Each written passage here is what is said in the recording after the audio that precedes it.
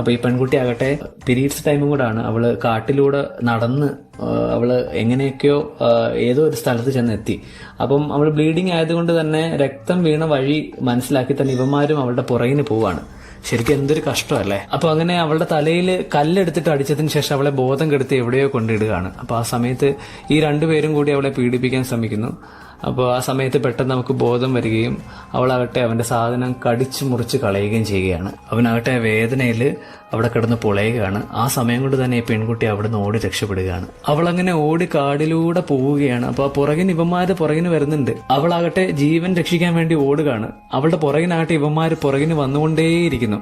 അപ്പൊ അങ്ങനെ ഒടുവിൽ അവൾ ഇങ്ങനെ നടന്ന് എങ്ങനെയൊക്കെ ഒരു മരത്തിന്റെ സൈഡിൽ വന്ന് ഒളിക്കുകയാണ്. പക്ഷെ വീണ്ടും അവളെ കണ്ടുപിടിച്ച് അവളെ ഓടിക്കുകയാണ്. അങ്ങനെ അവൾ ഓടി ഒരു മരത്തിന്റെ മുകളിൽ വന്നിങ്ങനെ ഇരിക്കുകയാണ്. ആ സമയത്ത് അതിലൊരുത്തൻ അവിടേക്ക് വരികയാണ്. അപ്പൊ അവളെ കണ്ടിട്ട് ഇവനാകട്ടെ അവളെ പിടിക്കാനായിട്ട് വന്ന സമയത്ത് ആ കാടിലുള്ള ആ ചതുപ്പിന്റെ ഉള്ളിലേക്ക് അവൻ താഴ്ന്നു പോകുന്ന കാഴ്ചയാണ് നമുക്ക് കാണാൻ സാധിക്കുന്നത്. ആ സമയത്ത് കൂടെ ഉണ്ടായിരുന്നവനും അവനെ രക്ഷിക്കാൻ ശ്രമിക്കുന്നുണ്ടെങ്കിലും ഒരിക്കലും അതിന് സാധിച്ചിരുന്നില്ല. ആ സമയം കൊണ്ട് അല്ലിയാകട്ടെ വലിയൊരു മരക്കമ്പ് ഉപയോഗിച്ചുകൊണ്ട് അവളെ അടിക്കാനായിട്ടൊക്കെ അവനെ ശ്രമിക്കുകയാണ്. പക്ഷെ അവളെ ചവിട്ടി അവൻ താഴേക്കിടുന്ന കാഴ്ചയാണ് കാണിക്കുന്നത്. അങ്ങനെ അവൾ വീണ്ടും ഓടി അവൾ ഒരു സ്ഥലത്ത് വന്ന് ഒളിക്കുകയാണ്. ശരിക്കും അവളുടെ ബുദ്ധി എന്ന് പറയുന്നത് ആ സ്ഥലത്ത് എത്തിക്കാൻ വേണ്ടിയിട്ടാണ് അവൾ ഓടിയത്. കാരണം പന്നിയെ പിടിക്കാനുള്ള കെണി വെച്ച സ്ഥലത്താണ് അവനിപ്പോ ഉള്ളത്. അപ്പൊ പെട്ടെന്ന് അവൻ നടന്നു വരുന്ന സമയത്ത് ആ ഒരു കെണിയിലേക്ക് വീഴുകയും അവന്റെ കാല് അതിശക്തമായിട്ട് തന്നെ അമങ്ങി അവൻ അവിടെ പെടയുന്ന കാഴ്ചയാണ് സീനിൽ കാണിക്കുന്നത്. അടുത്ത നിമിഷം തന്നെ ആ പന്നിയെ കുത്താനുള്ള അമ്പ് ഓട്ടോമാറ്റിക്കലി അവിടെ സെറ്റ് ചെയ്ത് വെച്ചിട്ടുണ്ട്. അപ്പൊ ആ സമയം നേരെ അവന്റെ നെഞ്ചിലേക്ക് ആ ഒരു അമ്പ്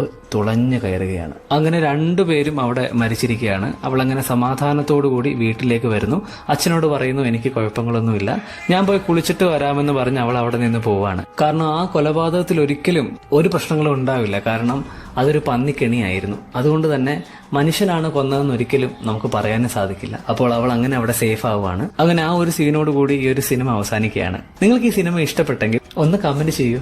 അടുത്ത നല്ലൊരു സിനിമയായിട്ട് വരുന്നവരെ സൈനിങ് ഔട്ട്.